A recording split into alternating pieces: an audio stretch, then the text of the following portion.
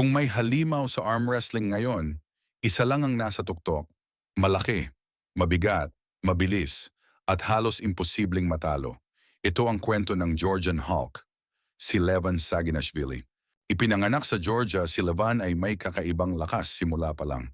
Hindi lang basta malaki ang katawan, genetically gifted, at sinabayan pa ng solidong training at determinasyon. Dati siyang bodybuilder, pero nahulog ang loob niya sa arm wrestling. At dito siya nagsimulang gumawa ng pangalan. Hindi nagtagal, nanalo siya ng world titles left and right. From European Championships to World Arm Wrestling Federation titles, walang nakapigil sa kanya. Kilalang kilala siya sa kanyang brutal side pressure at halos hindi gumagalaw ang braso niya kahit anong bitaw ng kalaban. Bago tayo magpatuloy, paki-hit ang subscribe button para updated ka sa susunod nating mga video. Pero hindi lang ito tungkol sa laki at lakas. May utak din sa bawat galaw si Levan. Inaaral niya ang bawat kalaban at ginagamit niya ang tamang posisyon at teknik para ubusin ang enerhiya ng kalaban sa loob ng ilang segundo lang.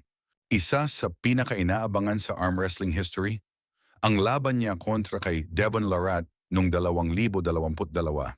Ang tanong ng lahat, may makakatalo pa ba kay Levan?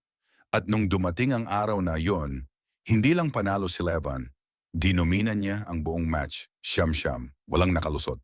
Pero kahit parang machine na si Levan, hindi rin siya ligtas sa health concerns at injuries.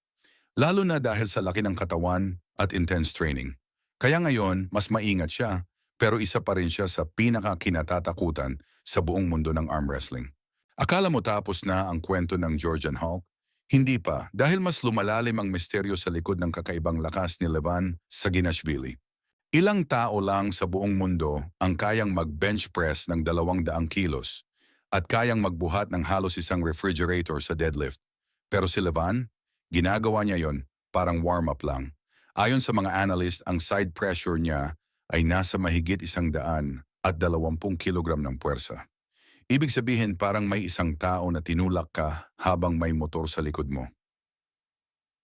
Ang braso ni Levan ay may sukat na mahigit 60 sentimetro at ang wrist niya ay halos doble ng isang normal na adult.